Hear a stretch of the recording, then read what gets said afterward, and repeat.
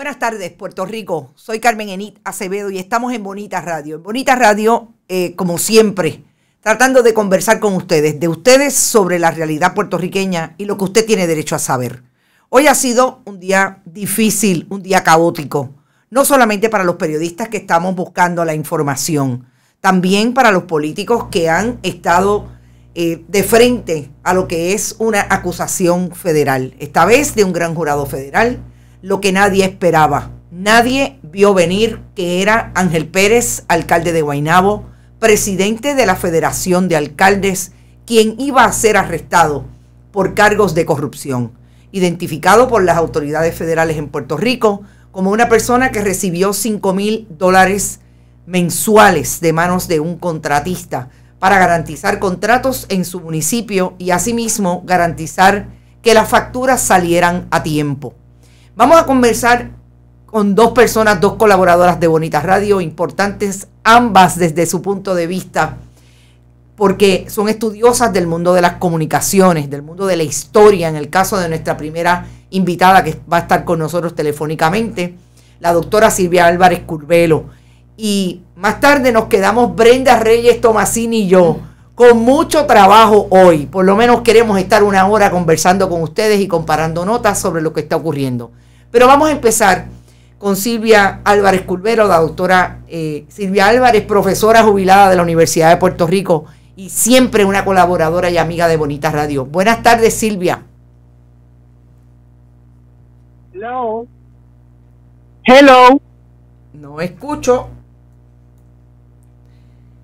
¿Me escuchas, Carmen? Parece, ¿tú le escuchas? Okay, pues yo soy la que no escucho. ¿Me escuchas? Profesora, la escuchamos. Ya pronto, ya pronto. Perfecto. Bueno. Buenas tardes. Buenas tardes. No. Yo no la escucho, así es que... Hello. Ok. Bueno, lo más que usar. Tranquila. Vamos a ver si lo logramos, pero por lo menos vamos a intentarlo de otra manera. Aquí estoy. Saludos, Silvia. Okay. Buenas tardes.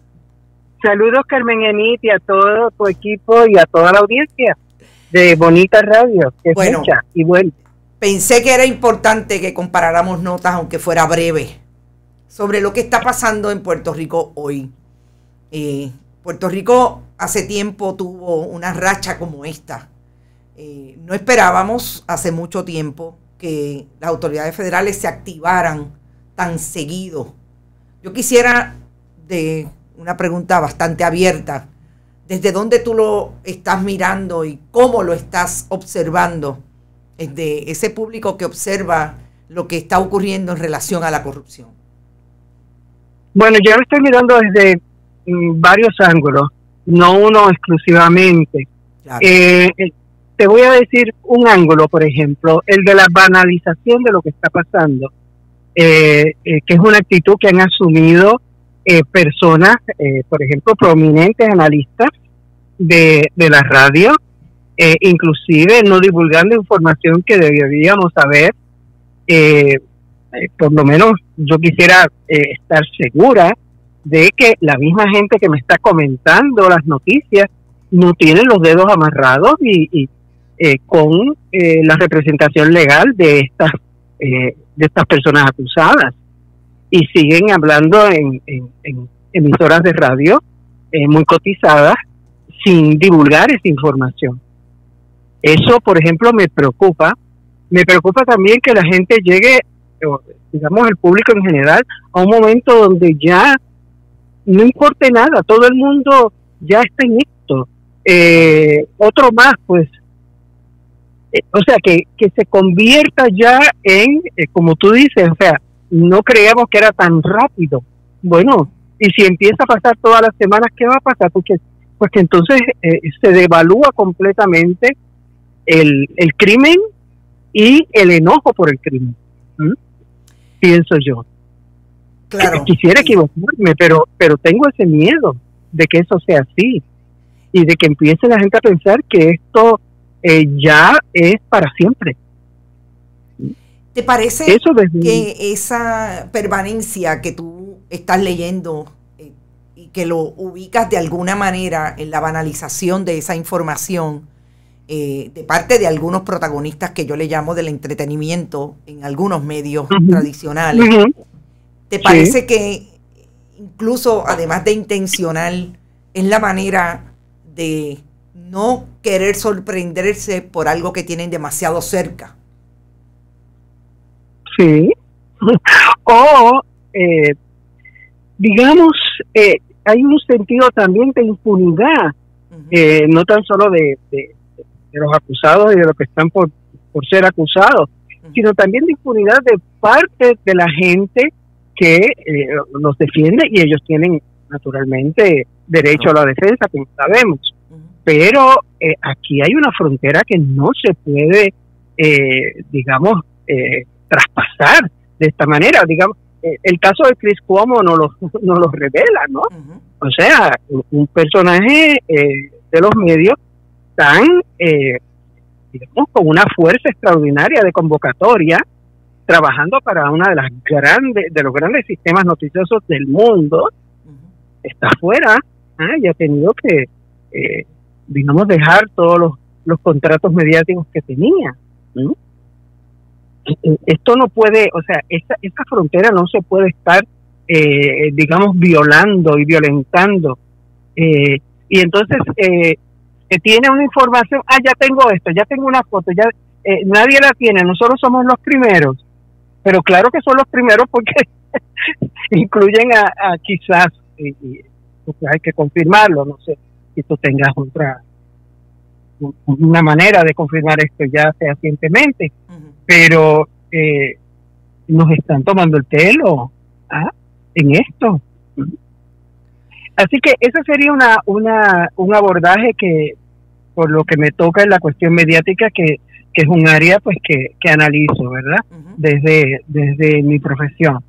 En segundo lugar, toda la cuestión de este maridaje pernicioso entre la legislatura y las alcaldías, o sea, ¿de dónde salen muchas de estas personas y claro, las empresas o el empresarismo privado para dar servicio a municipios y otras agencias? ¿De dónde salen estas personas? Un Santa María, por ejemplo, y otros tantos.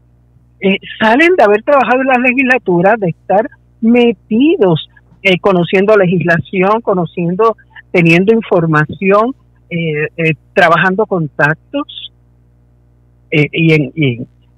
digamos, en un renglón bastante alto, ¿verdad?, de familiaridad con estas cosas. Luego incorporan, que esto ya venía desde hace mucho tiempo, incorporan estas compañías y empiezan a tener estos contratos, y para tenerlos pues hay que quitárselos a otros, ¿verdad? Claro. Y para quitárselos a otros hay que entonces sacar dinero del bolsillo y darle 75 centavos, que esto es una cosa tan terrible, me da vueltas esos 75 centavos por casa para recoger la basura. En el municipio de Trujillo Alto, $17,000 al mes, por ese conteo censal de la basura, ¿no? Eso también, ese maridaje entre legislatura y otras esferas de gobierno, en este caso gobierno municipal. Me preocupa también ya la corrupción como la gramática, ¿no? O sea, esta es la gramática con la que vamos a escribir nuestras vidas. Pensar que entonces eso va a ser así está fuerte. Entonces oigo gente diciendo, tenemos que volver a los valores de antaño. Esta mañana oí en una estación a los valores de los campesinos y todo, a los valores de la montaña, incluso dijo alguien, y yo digo, pero ¿en qué mundo estamos viviendo? ¿Qué es eso? O sea, unos en cinismo, ¿no? Y otros con nostalgia que no conducen a nada. ¿Cómo le vamos a meter el diente a esto? Tiene que ser mediante acción política. Claro. Acción política seria. Y acción política, digamos que tenemos que inventar formas nuevas de meternos en la plaza pública, ¿verdad? En la plaza pública de lo político para lidiar con esto, porque los partidos, o por lo menos los dos grandes, y me apena decirlo, están digamos, surcidos con la misma en la misma tela, ¿no? Claro. Cuando tú hablas de esa nostalgia del antaño, siempre recuerdo las palabras sabias de Fernando Picó, que decía, el problema no es un problema de valores, es un problema de personas, ¿verdad? Cómo la gente asume y surce una ideología, por utilizar una palabra tuya, una ideología y una manera de vivir, antes o después, ¿verdad? Porque es un poco irse hasta allá atrás. Silvia, yo quisiera, tú hablas del efecto mediático y de esa mirada que en principio le das a este asunto, y quiero volver a tu línea de quién lo tuvo primero, quién lo tuvo después, hasta dónde esos posicionamientos de quién lo dice ahora y después están tan vacíos como la misma foto, no hay ningún contexto, no se explica el contexto y la gente no tiene información suficiente para saber de dónde vino y cómo se construye un caso criminal de esta naturaleza. Digo, hay, digamos, una falta también, ¿verdad?, de vocabularios, de cómo se abordan las preguntas en estos contextos, ¿verdad?, de donde se está haciendo, pues, casi relatando el pliego acusatorio, pues que eso es lo que hacen, ¿verdad? Los de FBI y la Fiscalía de vez en cuando hacen alguna admonición así muy paternal e imperial, ¿verdad? De la gente, pues debe volver y que había, yo creo que fue el de la Fiscalía que hablaba de que no se consideren chotas si están, digamos, siendo la figura de whistleblower, ¿verdad? Tengan el coraje para denunciar, etcétera. Todo con una infantilización un poco de los sujetos también, en todo este caso. Pero de parte de algunos periodistas, pues era una completa inutilidad las preguntas que estaban haciendo, porque a las claras ellos no podían contestar algunas cosas, y en segundo, no era pertinente lo que estaban preguntando, aunque lo pudiese contestar los otros. O sea, esto había ya información suficiente para hacer preguntas que tuvieran tú, por ejemplo, hiciste preguntas que sabían que no te iba a contestar, pero era más bien para que quedara en récord la pregunta. Hay que hacerla, o quedara en resultados reales la pregunta, ¿no? Y que la gente empezase a preguntarse por ese ángulo, aunque no pudiesen contestarlo. Pero ni siquiera esa estrategia de dejarlo sobre la mesa para que otras personas empezaran a pensar se daba mucho, sino que hacían preguntas completamente triviales, vamos a decirlo así, y de ignorancia supina, ¿verdad?, de cómo se manejan muchos de estos argumentos. Hay muchos ángulos, naturalmente. Yo espero que digamos, hoy y mañana la gente se ponga a estudiar los documentos. Exacto. Lo que hay, y empiece a ver ciertas relaciones, ¿verdad?, que hay que montar aquí. O sea, ¿cuál es la relación de la Cámara de Representantes, Oscar Santa María, Santa María, sí, Santa María, el Poder Judicial con la esposa del alcalde? O sea, hay un montón de digamos, de entresijos aquí que hay que escudriñar. Definitivamente. Nosotros vamos a intentarlo ahora. Le decía yo a Brenda que a mí me llama poderosamente la atención cómo la Fiscalía Federal está teniendo problemas para que no se descubra a partir de los documentos, porque ellos no van a contestar nunca una pregunta como la pregunta de la empresa criminal continua, no va a contestar la pregunta de cuándo fue que el alcalde dejó, por ejemplo, de recibir el dinero porque se asustó porque arrestaron a 3 representantes. Pero yo creo que hay algo bien específico, y es la manera en que la Fiscalía está dejando caer las acusaciones de los cooperadores. Y uno de los grandes problemas, Silvia, que yo lo observo desde que cubro el Tribunal Federal, por allá por las décadas del 90, es la complejidad de los periodistas y las periodistas para asumir lo que es una investigación, más allá de, en este caso, una investigación criminal. Los documentos hablan por sí solos.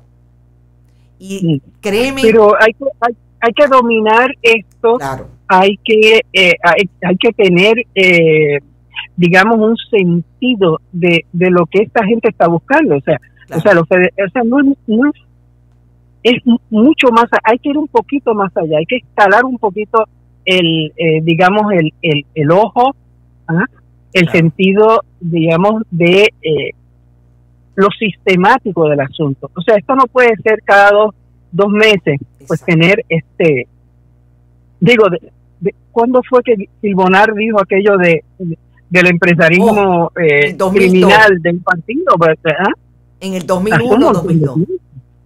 Imagínate, o sea, son 20 años. 20 años. Bueno, algunos dirán que 20 años no es nada, pero a mí me parece un mundo, Un mundo. porque cada vez la madeja es más terrible, es más cínica, ¿m? Más Y complejo. entonces no hay respiro.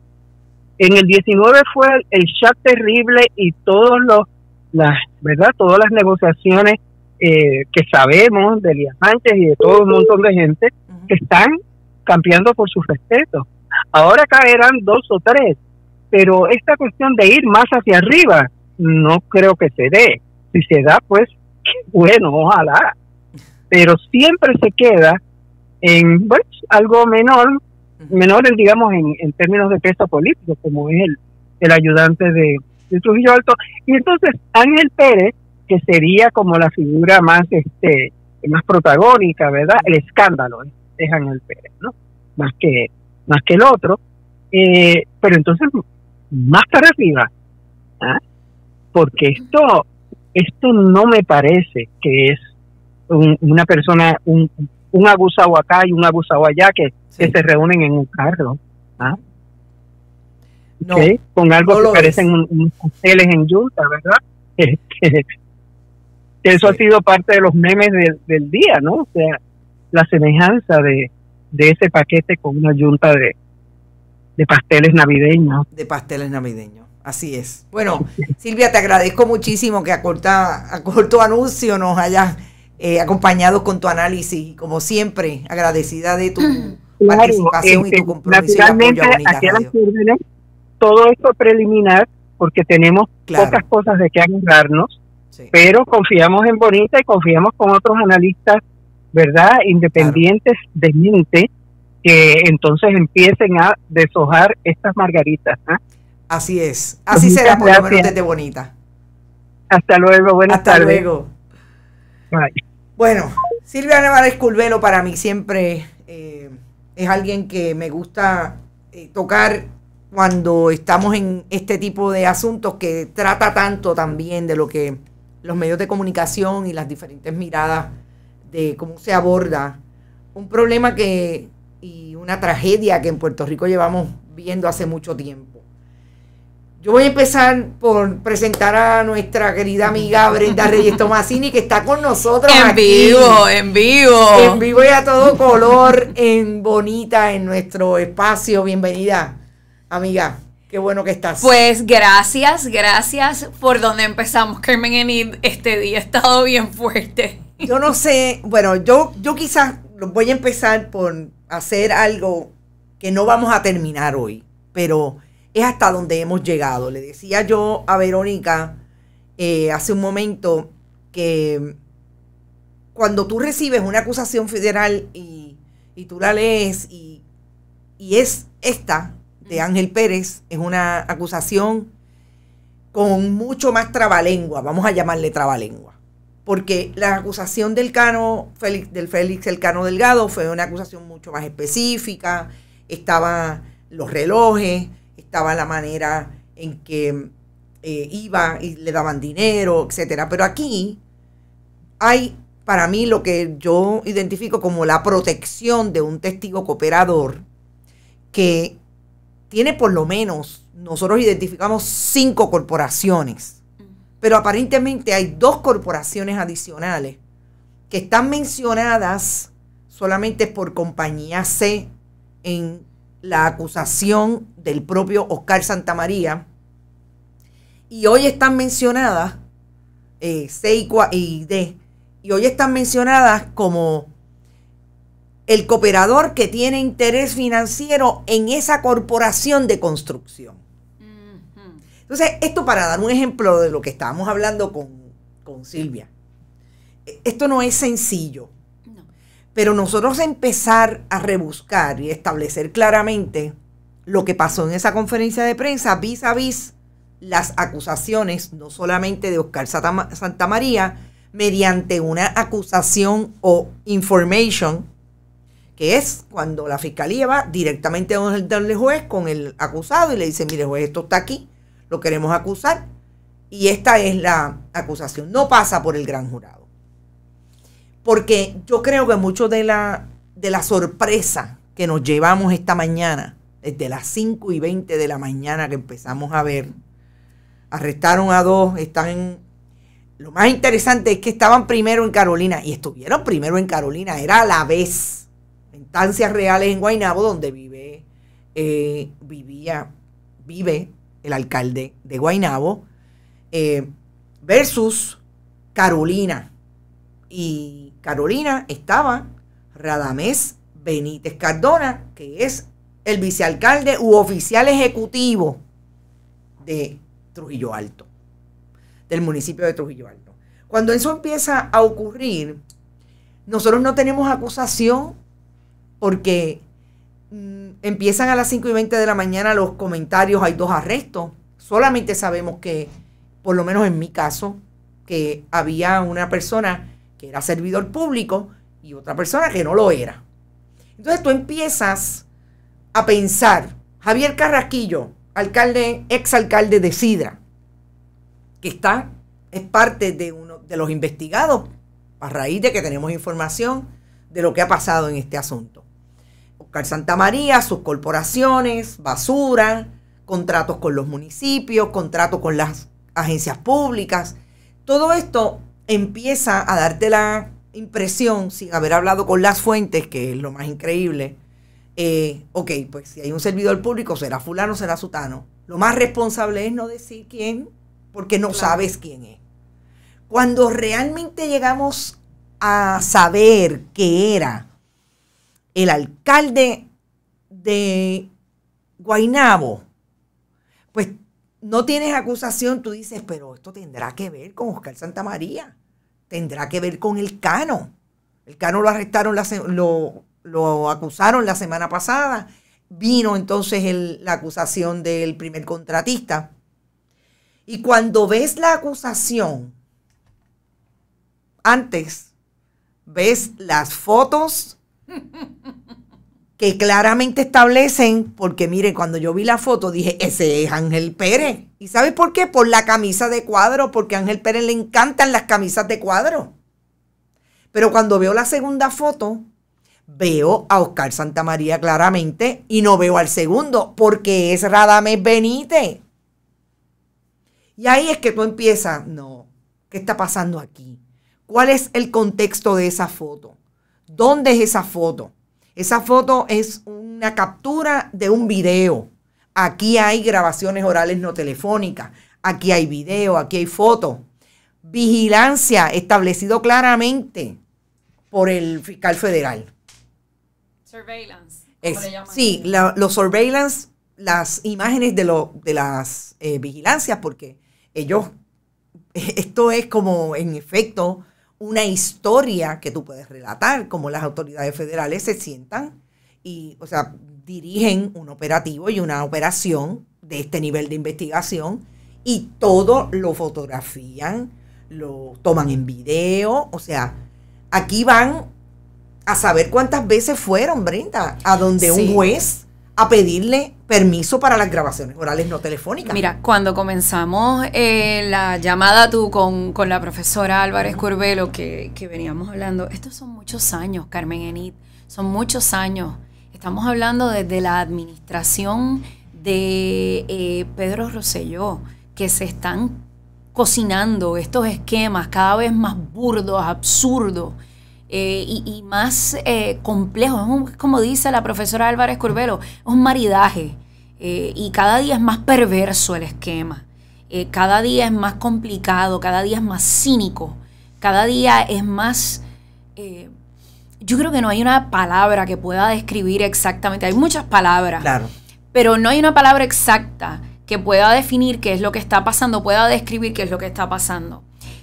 Cuando los casos del Instituto del SIDA, cuando Víctor Fajardo ya existían los teléfonos celulares y se informaba directamente desde la corte, pero, ¿verdad? Estaba el periodista en el noticiario a las 5 de la tarde, lo escuchaba por el teléfono, que llamaba, ¿verdad? Y lo ponían al aire. Lo que ha pasado hoy día es muy interesante, porque tenemos las redes sociales y en cuestión de horas teníamos la foto de Ángel Pérez viral. Tú se la podías enviar a tu mamá, a tu esposo, a tu esposa, a quien tú quisieras. Tú podías enviarle esa foto, la podías subir a tus redes sociales. Yo la recibí en Twitter y a mí se me iba a caer la barbilla. Yo decía, pero cuán descarado puede ser este alcalde de haber aceptado un kickback de $5,000. Entonces me surge escribir en mis redes sociales, esto explica de Muñoz Rivera a las estancias reales. Exacto. Hay un estilo de vida que marcadamente mejoró el alcalde de Guaynabo. La persona, el constituyente que reside, como yo, en ese municipio, pues puede pensar, bueno, pues la esposa dejó la judicatura, tiene casos aparte, pero sin embargo, mis fuentes me apuntaban que la esposa se pasaba metida allí todo el tiempo. Entonces, ¿cómo esa familia vivía con un sueldo de alcalde esa vida que allí sabemos que la tiene que vivir un matrimonio, dos personas aportando, una pareja que puedan juntos aportar para poder vivir allí? O sea, ¿cómo con un solo sueldo se podía vivir allí? Eran tantos los ahorros del alcalde. No podemos olvidar que Carmen Enit, el alcalde de Guaynabo, llegó a la elección del año 2004, que fue su primer cuatrienio. Exacto. Donde revalidó como representante el puesto que había dejado el alcalde de Cataño, ¿te acuerdas? Wilson Soto, que había sido representante, y él llega a ese escaño con la famosa casa de Guaynabo de Muñoz Rivera, que él no vivía en la casa estaba abandonada, y recuerdo que era hasta un poco mofa, ¿no? En los medios de comunicación, que el alcalde de Guaynabo tenía la casa toda abandonada. Allí los periodistas tomaron fotos, no se pasaba la grama, la podadora de grama, no se pasaba el trimmer. Él vivía con aquel entonces representante Lisa Fernández, que nunca lo olvidaremos por las novelas de René Marqués. Sí. Fue peor por el productor de novela Enrique Laguerre. Pero nunca podremos olvidar esa controversia. Revalidados términos. Antes de eso, Ángel Pérez había trabajado en el gobierno. Un funcionario, cualquiera. Había sido presidente de la juventud del Partido Nuevo Progresista. Ojo, esto no se puede escapar. Y no quiero, antes de que tú sigas, sustituye a Wilson Soto, que fue corrupto, convicto por corrupción. Seguimos. Y en el caso de Ángel Pérez, sirve en 2 términos. Luego de esos 2 términos, se convierte en asesor. Él está en asesor. Y no olvidemos que la primaria la de O'Neill hubo una primaria donde se acusó, hubo un escándalo. Bueno, hubo acusación de fraude. 2012. 2012. Unas acusaciones de fraude. Y ese era Antonio Tony Soto, que renunció a su escaño el año pasado en medio de la investigación que provocó el arresto de Sergio, el productor que está acusado de haber utilizado o pedido soborno. Sixto George. Siempre le dijo Sergio George. Sixto George. Sí. Y desapareció del mundo político. Una persona que tenía mucho poder porque era presidente de la Comisión de Hacienda. Está esperando juicio. No dudemos que sea parte de las cosas que se dicen antes de ir a juicio. Y estamos hoy atendiendo a otro caso de corrupción dentro del Partido Nuevo Progresista. Y entonces, ¿qué pasa? Ángel Pérez va a una primaria contra Carmelo Ríos. Carmelo Ríos no es una figura que gozaba de mucha simpatía dentro de ciertos sectores en Guaynabo. Y Ángel Pérez pues logró, ¿verdad?, llevar la mayoría de los votos en esa primaria y ganar. Es bien importante señalar, Ángel Pérez es juramentado un mes antes del huracán María. Yo recuerdo claramente, y aquí estoy partiendo de una subjetividad, el horror que vivimos las comunidades en Guaynabo sin el servicio de energía eléctrica por más de 90 días, como muchos puertorriqueños, y nuestros llamados al alcalde de Guaynabo. Pero decíamos, es un alcalde nuevo, es un alcalde que acaba de llegar. Y esa era la justificación que tal vez la gente le daba, bueno, pues acaba de llegar. Pero rápidamente se montó muy bien en la maquinaria del Partido Nuevo Progresista. Estaba muy bien montado, como les digo, trabajó su carrera política desde presidente de la Juventud Progresista. Y entonces es compadre de la comisionada residente. Ahora son familia, pero son compadres. Esto en varias ocasiones ha salido, ha trascendido. ¿Qué significa todo esto? Vamos a una primaria porque el pueblo progresista de Guaynabo insistió en ir a una primaria en el año 2020, donde fue el hijo, uno de los hijos de Héctor O'Neill, fue Ricky Aponte, y fue el incumbente. Ganó el incumbente, Ricky en segundo lugar, Ricky Aponte, y en tercer lugar el hijo de O'Neill. La gente ya le había dicho que no al estilo de O'Neill. Tienes un alcalde que simpatizaba con el pueblo, la gente simpatizaba con él, era una figura que estaba presidiendo la poderosísima Federación de Alcaldes, que sabemos que es el gremio donde los alcaldes están todo el tiempo haciendo su toma de decisiones, los alcaldes azules. Del PNP, exacto. ¿Qué significa todo esto en términos de imagen para el Partido Nuevo Progresista? Podemos estar horas hablando aquí. Horas. Definitivo. Lo más sorprendente fueron las declaraciones del gobernador, que carecen de todo tipo de contundencia.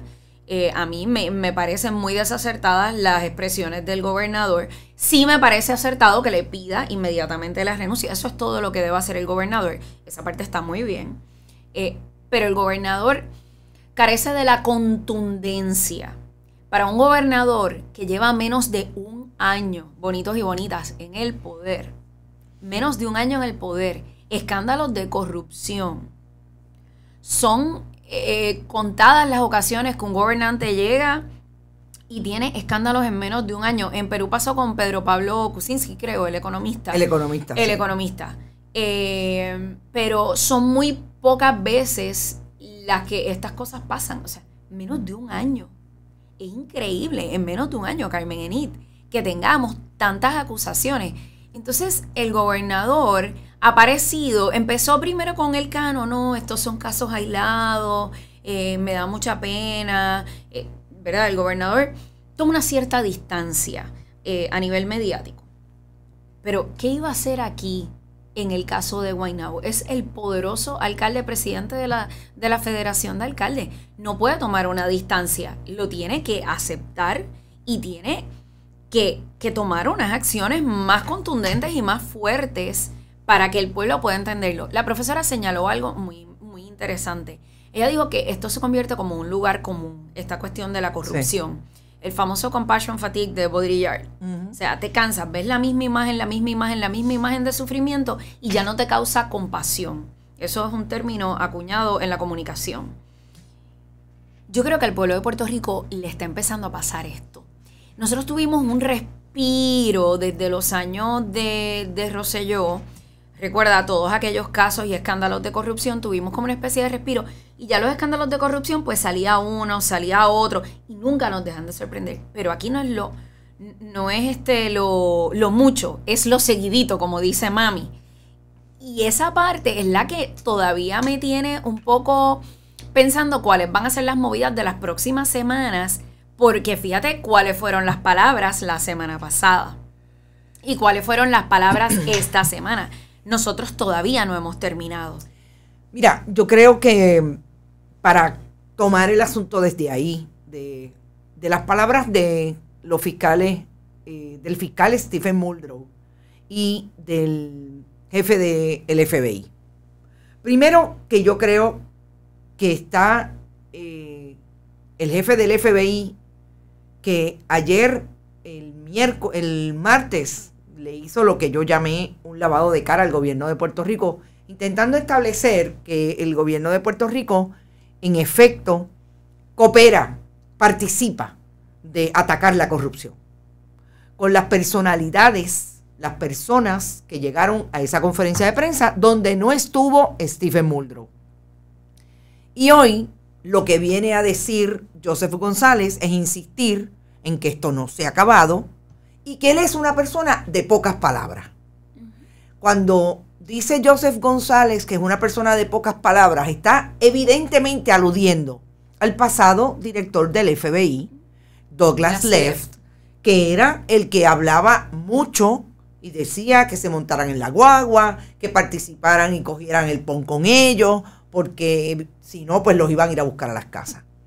Por un lado, Joseph González, que para mí es lo más importante que dijo hoy Stephen Muldrow, que no quiere contestar preguntas relacionadas con lo que a todas luces es la fuente para que los investigadores puedan llevar ante un gran jurado o, si en el caso de un cooperador, ante un juez, una acusación. El hecho de que estas investigaciones se dan alrededor de unas corporaciones de su principal testigo del que él no quiere hablar. Yo creo que lo más importante en dos líneas que se dio fue que dijera eso Stephen Muldrow y por otro lado que admitiera que los eventos en efecto pueden procurar una acusación por lo que se conoce como la ley federal de empresa criminal continua o RICO Act. El RICO Act. Si eso ocurre o no, está por verse, porque como bien dices tú y dijo Silvia Álvarez antes, Puerto Rico lleva por lo menos los últimos 30 años recibiendo en unos cuatrienios más, en otros cuatrienios mucho menos, pero información de que la corrupción se constituye después de que idearon que los contratistas iban a mantener al partido político público. Puede ser que se haya dado en los 80, en los 70, en los 60, pero ahora se organizó de una manera que ahí está el caso de Víctor Fajardo, que fue el primer caso que lo planteó desde ahí. Claro, pero el caso de Víctor Fajardo es un caso con un esquema muy simple comparado con lo que tenemos hoy día. O sea, hoy día tenemos una malicia en estos esquemas de corrupción. Entonces, pues yo creo que la malicia la tenía clarísima. Clarísima. Bueno, para empezar, el que ideó el esquema, que fue Álvaro Cifuentes, cuando se sentó y dijo, no, perdóname, estos son todos los contratistas, estos son todos los servicios del gobierno de Puerto Rico, estos son todos los posibles contratistas que nos dieron dinero en la campaña para que tú fueras gobernador en el 92. Y de ahí en adelante se creó el esquema y todos los contratos tenían que pasar por la fortaleza. Es una madeja muy, muy complicada lo que tenemos hoy día. Lo que te quiero decir es que desde los tiempos de Víctor Fajardo, ¿verdad? Teníamos este esquema de corrupción. Sí, obviamente hay malicia, es corrupción. El poder siempre tiene ese lado, ¿no?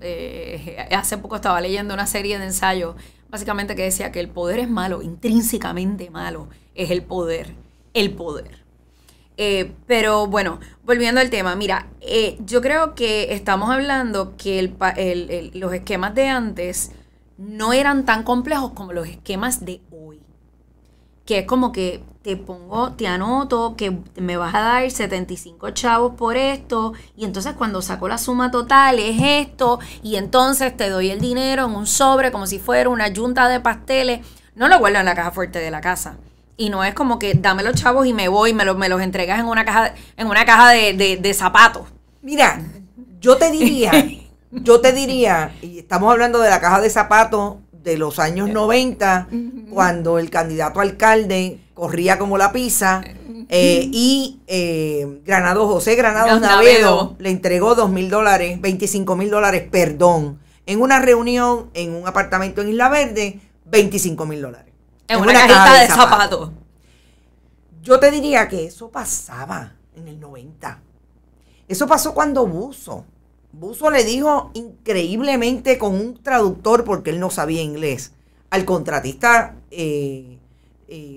estadounidense: yo necesito el $1,000,000. Yo no tengo problema, tú te quedas con el contrato, pero yo quiero $1,000,000 para eso. O sea, eso se daba. Yo creo que lo que pasa ahora, Brenda, tú decías algo ahorita de lo que llega primero, lo rápido que vemos la foto de Ángel Pérez, es el cambio en la tecnología. Claro. Que asimismo Claro. se ha provocado en la investigación criminal. Claro, porque cambian los procesos de investigación Claro, criminal, y todo las es más herramientas. rápido. Hay unas herramientas que nos producen imágenes con una rapidez increíble. Exacto. Y entonces las acusaciones salen más rápido. Antes podían estar mucho tiempo haciendo una investigación. Hoy día todos estos aparatitos nos ayudan muchísimo para realizar nuestras tareas diarias, pero también ayudan en otras cosas. Entonces, el poder de la difusión de la imagen, por ejemplo, en este caso, la que vimos hoy, que todos nos quedamos, ¡oh! Pero si es Ángel Pérez, ese es Oscar Santamaría. Todos nos quedamos así porque fue como que es como que tú no lo crees hasta que tú dices, no, es que tienen que producir una imagen. Quedó feo para la foto, como dicen en el campo. Quedó feo para la foto.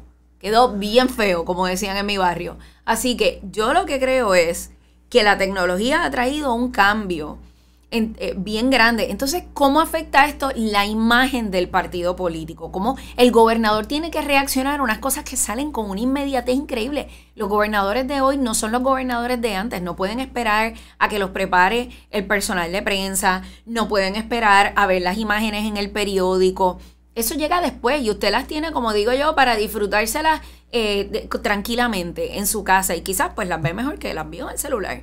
Mira, antes que tú pases al tema, obviamente que tenemos que ir a eso, a la imagen del gobernador del Partido Nuevo Progresista, de Jennifer González, que pretende ser candidata a la gobernación, sobre todo a la institucionalidad de un partido político, que esta es quizás la segunda o tercera vez después de las acusaciones iniciales en los años 90, a finales de los 90, principios de este siglo, increíblemente, a partir del 2000, de Víctor Fajardo y el montón de jefes de agencia y jefas de agencia que se acusaron, incluida, en el caso de Víctor Fajardo, uno del Gabinete Constitucional.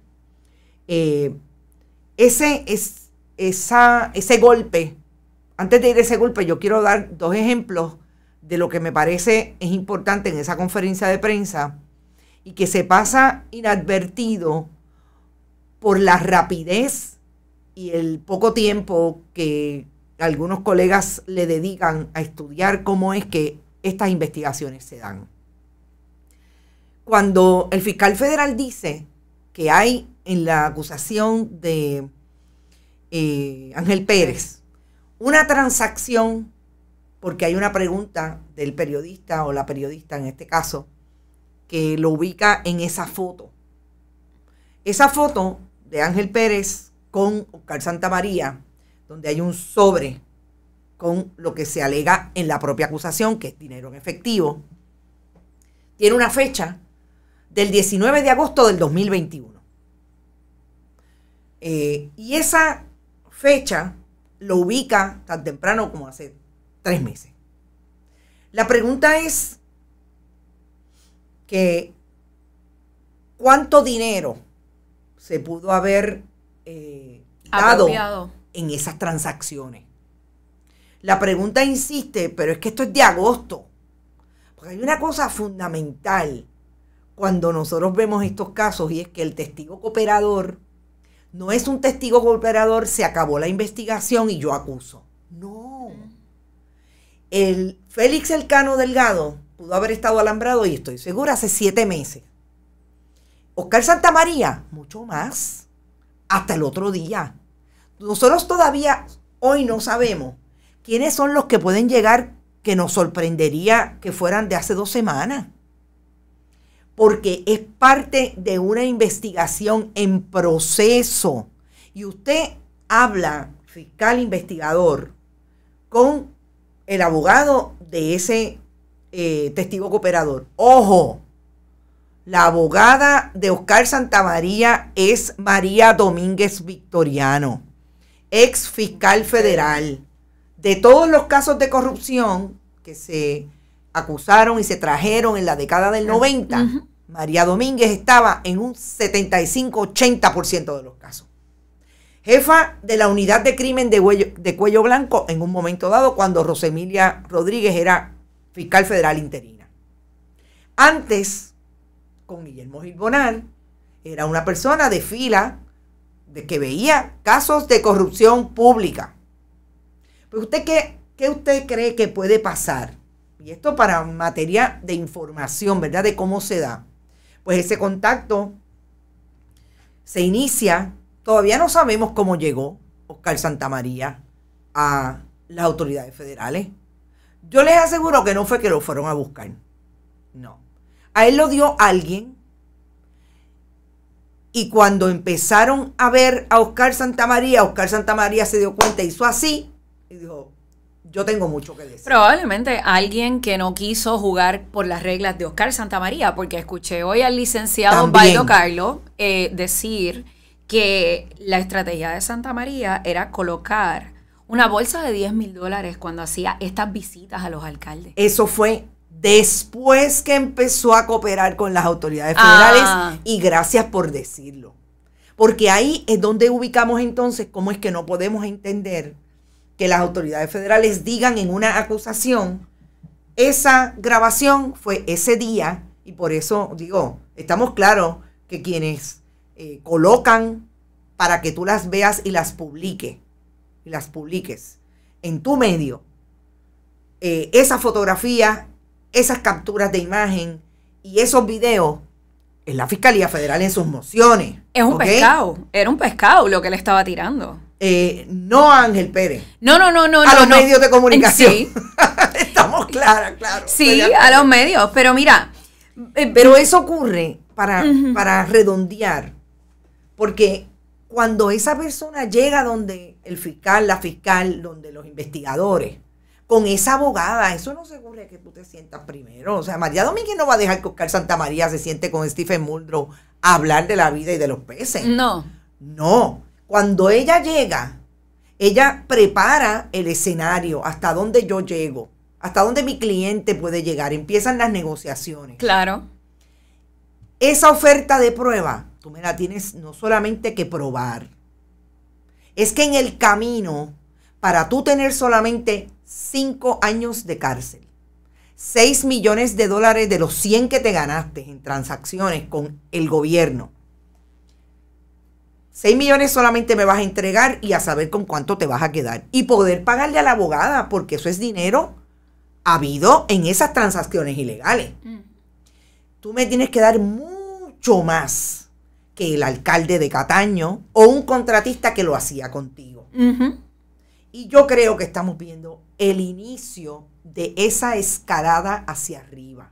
Si va a pasar o no, todavía no lo sabemos, como dice Silvia, que ella quisiera, ¿verdad?, ver, porque siempre nos quedamos en estos personajes de abajo. Como dijiste, o sea, Douglas Leff hablaba mucho y ¿verdad? Pues la impresión a nivel mediático es que las personas se quedaban esperando más, porque esta persona como portavoz se extendía en sus declaraciones. No que, por ejemplo, durante la intervención del día de hoy, el funcionario fue parco, fue escueto, totalmente distinto. Pero más allá, ¿verdad? Vámonos al análisis de qué representa esto para el Partido Nuevo Progresista y para futuras candidaturas. Ahora, y vamos a ir a eso. Lo último que tengo que decir con relación a esa línea, Douglas Leff hablaba mucho versus Joseph González. El problema es que Douglas Leff hablaba mucho, pero ese hablar se produjo en información que no podemos olvidar que quienes acusan no son los agentes del FBI, son los fiscales del Departamento de Justicia de Estados Unidos, en este caso. Y la conferencia de prensa de hoy empezó diciendo Muldrow, anunciando a la primera persona que anunció como parte de ese equipo, fue al fiscal de la División de Corrupción Pública del gobierno del Departamento de Justicia de Washington, D.C. Nada más con el testigo. A mí el FBI me puede traer nada. Y si yo tengo la intención y la evidencia para acusar, yo voy y acuso. Me puede traer todo. Y puede ser que la fiscalía no haga nada. 14 años de Rosemilia Rodríguez en la Fiscalía de Estados Unidos, en Puerto Rico. Sí, pues mira, volviendo al tema de lo que representa para el Partido Nuevo Progresista como institución. Aquí no hay unas acusaciones que sean a un jefe de agencia, como por ejemplo pasó en los años de Pedro Rosselló, ¿verdad? Que fueron acusaciones a personas, jefes de agencia. En el caso de Alejandro García Padilla, pasó al secretario de Recreación y Deportes en ese momento. Pero en este caso no ha habido acusaciones a nadie dentro del gabinete de Pedro Pierluisi. Eso es como una especie de tabla de salva o división, porque él podría decir, bueno, aquí no hay acusados dentro de la gente que yo traje al partido. Eso obviamente pudiese cambiar en cualquier momento. En cualquier momento eso va a cambiar. O puede cambiar. Sí. Pero nosotros no podemos adivinar el futuro. Ahora bien, ¿qué significa para la base del Partido Nuevo Progresista? Porque esos son los votantes, esos son esos municipios, esos alcaldes, esa base de partido es la que lleva al gobernador a ganar con ese 32%. Y muchas veces también los municipios actúan como un pequeño filtro, ¿no? A mí me plantean muchísimas cosas. Las asambleas municipales, tú sabes que hay legislaturas municipales. ¿Qué pasa con esas legislaturas municipales? ¿Están activas? ¿Están fiscalizando? Que miren los contratos. Se supone que miren los contratos, que fiscalicen, porque el esquema de O'Neill de la paga a los testigos, ¿no? Tenía que pasar, sabemos que tenía que pasar, y esto lo investigó Ivette Sosa, por las asambleas municipales, y allí se amapuchaban las cosas. Así que dentro de lo que viene siendo el gran esquema de las cosas, de los partidos políticos, cómo operan, y cómo se construye la imagen de un alcalde y cómo el apoyo de ese alcalde es vital para un gobernante, pues estamos viendo que el Partido Nuevo Progresista está perdiendo a uno de sus alcaldes más poderosos, Carmen Enid. Claro. Y no es por la cantidad de tiempo que llevaba allí, es por el municipio que representa. Y porque dirige a todos los alcaldes PNP del país. Sí, y porque dirige a todos los alcaldes. Era un alcalde con un doble poder. Primero, tienes el income per cápita más alto en toda la isla, en el municipio de Guaynabo. Es un municipio que sabemos que ha tenido un crecimiento y un desarrollo que ahora mismo creo que Bayamón está ahí bien fuerte en su crecimiento económico, tiene un desarrollo muy, muy saludable a nivel económico, pero el municipio de Guaynabo tradicionalmente era la cuestión, lo que hablábamos la semana pasada, aspiracional. Claro. ¿De dónde es Pedro Pierluisi? De Guaynabo. ¿Dónde estudió? ¿Dónde se formó Pedro Pierluisi? En Guaynabo. Le llega. Le llega a La Mancha. ¿Dónde creció y se formó Ricardo Rosselló Nevares? En Guaynabo. Así que, y por ahí podemos seguir, ¿no? Pero lo que digo es que Guaynabo viene siendo algo con un municipio con mucho poder, con mucha historia. Hay mucho en Guaynabo.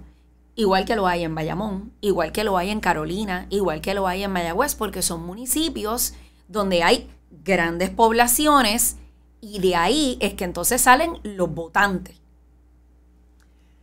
Y entonces, claro, al ser más concentrados a nivel urbano, ¿no? Que tú vas y visitas una urbanización y en la misma visitas otra. Guaynabo tiene campo, por cierto, que eso es algo que nunca puede pasar por desapercibido, que Guaynabo tiene sus campos, que tiene muchas comunidades también, lo que hemos hablado, comunidades que fueron comunidades especiales. Pero Guaynabo es un municipio muy rico y muy, muy diverso. Pero volvemos. Es un municipio que representa. ¿Y qué representa esto para Pedro Pierluisi? Menos de un año en el poder, y aunque no tiene escándalos dentro de su gabinete y dentro de su plana más cercana, sí lo tiene. Como dice la profesora Álvarez Curbelo, aquí hay un maridaje entre la legislatura, qué bueno que lo traes, el poder judicial y el partido político. Entonces, cuando tú dominas esas tres ramas, y tienes tu gente en esas 3 ramas, tú puedes hacer mucho. Y el Partido Nuevo Progresista, obviamente, eso era lo que estaba mirando, aspirando. Este año, pues sabemos que la legislatura, la Cámara y el Senado, tenemos otros partidos. Este no es lo que estábamos acostumbrados, a los rojos y a los azules. Tenemos un Juan Dalmau que sacó esa gran cantidad de votos, que de hecho, hago la aclaración que hoy Juan Dalmau fue de las primeras personas que sacó un comunicado de prensa sobre este tema del arresto del alcalde de Guaynabo y el vicealcalde de Trujillo Alto. O sea, una persona que sigue trabajando, ¿verdad?, su campaña o sus aspiraciones políticas. No hemos escuchado al Partido Popular, por lo menos no he recibido información, comunicados de prensa, ni he visto, ni he escuchado a ninguno de los líderes, pero bueno, nosotros no vamos a tener tiempo para llegar hasta todo, pero yo quiero decir algo de lo que tú y Silvia han compartido y que me parece que es importante. Y nosotros hemos traído en un sinnúmero de ocasiones con relación a la existencia de un contratista como Oscar Santamaría con, primero, ser asesor de la legislatura de Puerto Rico. Y esa posibilidad de maridaje entre ramas, lo único que descarto de alguna manera es de qué forma se pudo haber dado con Lisa Fernández como jueza, porque me consta, por muchas fuentes de información que tengo, que Lisa Fernández no dio pie con bola en la judicatura y se tuvo que ir de la judicatura. O sea, ella renunció a la judicatura y ahora era la esposa del alcalde de Guaynabo. Era la primera dama de Guaynabo. Era la primera dama de Guaynabo. Por un lado eso, pero ese maridaje judicial también puede estar por algo puntual que tiene que ver en el contexto de dónde se aprueban las nominaciones y dónde se confirman a los jueces en Puerto Rico, en la legislatura de Puerto Rico. Y también nos consta, y eso es historia, no por fuente, que los jueces en un 60% de la judicatura hoy los ha nombrado el Partido Nuevo Progresista y han pasado por las manos de Tomás Rivera Chats como presidente del Senado. Igualmente el Departamento de Justicia. Se cuela uno que otro popular, uno que otro independentista. Pero en un 60%, si usted no es completamente azul, usted no es juez en este país, por un lado. En ese maridaje, en esa participación de Oscar Santamaría como asesor de la Cámara de Representantes, que tenía una doble vida, por así decirlo, porque cuando Servicios Legislativos, que está de alguna manera supervisado por el presidente o el Senado de Puerto Rico, Oscar Santamaría tenía contratos bien al principio de su ascenso en el Partido Nuevo Progresista y de ser abogado con Servicios Legislativos. En aquel momento, Kenneth McClintock, que era presidente del Senado, y más tarde Tomás Rivera Chats. Pero con quien estuvo todo el tiempo fue con Carlos Johnny Méndez, que lo nominó para la Junta del DMO. Está ahí la carta. ¿Quién nominó y por qué hoy está, bueno, o ayer, quizás ya renunció a todo, Oscar Santamaría en la Junta del DMO? Antes Compañía de Turismo y ahora el embeleco institucional para el turismo. Oscar Santamaría en la Junta de AFAF, de la Agencia Fiscal. Oscar Santamaría, nominado ¿por quién? Por Carlos Johnny Méndez. 17 de diciembre del 2019. Los actos que se le imputan y por los cuales hizo alegación de culpa Oscar Santamaría vienen desde el 2017 al 2021. Los que hoy le imputan a Ángel Pérez vienen desde el 2017 hasta el 2021, con una concentración más fuerte entre el 2017, 2020 hasta agosto del 2021. Por eso decimos que son sobre $160,000 que solamente por los $5,000 que cogía mensuales Ángel Pérez, eso es lo que pudo haber amasado desde esa relación contractual, soborno, kickbacks con Oscar Santamaría. Inclusive me llama mucho la atención, Carmenit, que esto pasa en medio de una pandemia.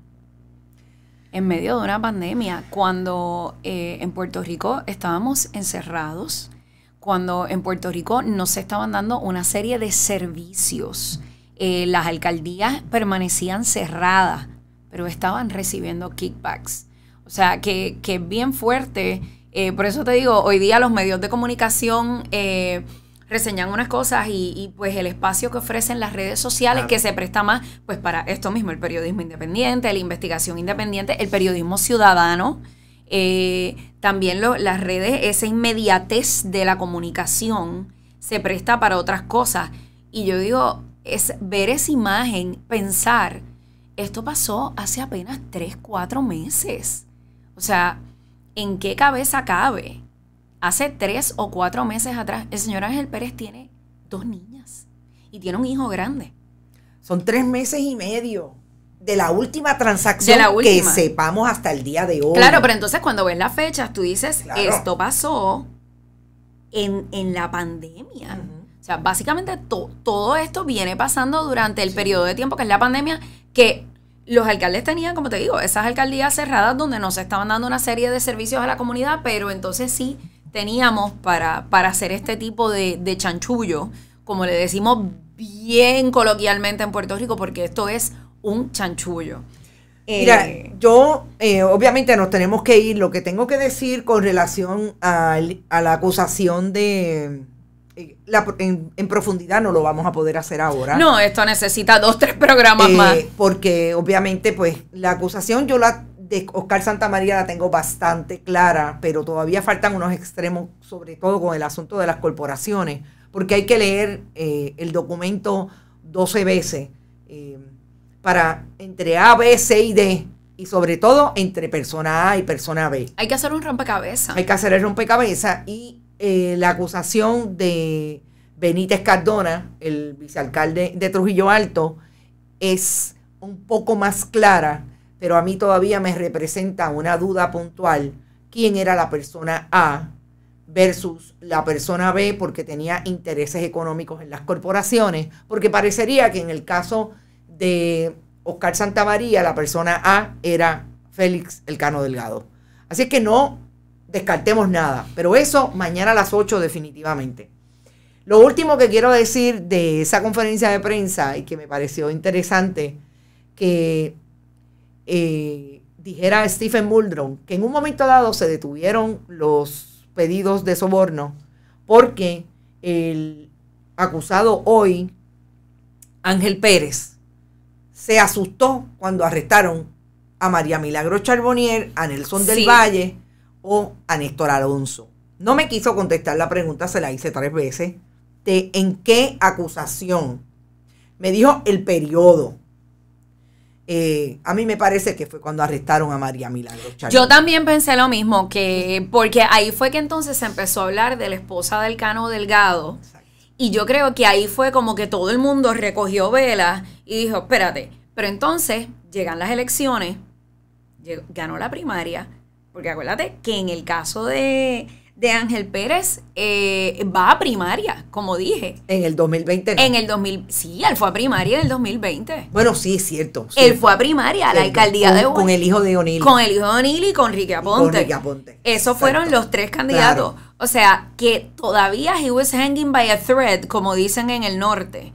Pero sí, yo pienso que cuando arrestaron a Charbonnier, ahí fue que todo el mundo empezó como a recoger un poco de velas. Fondillos a la pared, como dicen en contra. Y last but not least, Carmenit, porque lo tenemos que decir, ¿qué implica esto para Pedro Pierluisi en términos políticos? Bueno, sigo insistiendo que Jennifer González es la candidata de 2024, bonitos y bonitas, anótenlo, ella se está preparando para esa candidatura fuertemente.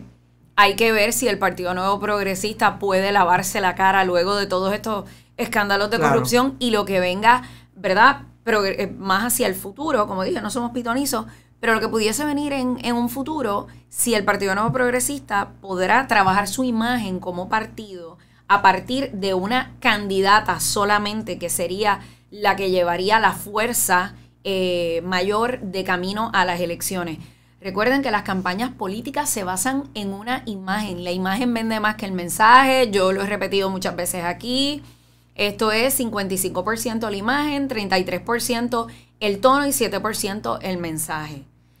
Es imagen, mucha imagen. Eso es lo que crea ese fervor en el elector. ¿Lo logrará Jennifer González?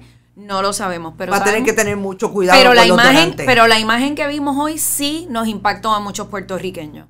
Definitivamente. Bueno, Brenda, te agradezco mucho que hayas aceptado venir aquí al estudio de Bonita. Esto fue una gran prueba, así que lo podemos hacer. Ya ustedes nos comentarán, nos pueden comentar qué les pareció el espacio, cómo lo diversificamos. Recuerden que estamos en Bonita Radio, en bonitasradio.net. Usted puede donar a través de PayPal y tarjetas de crédito.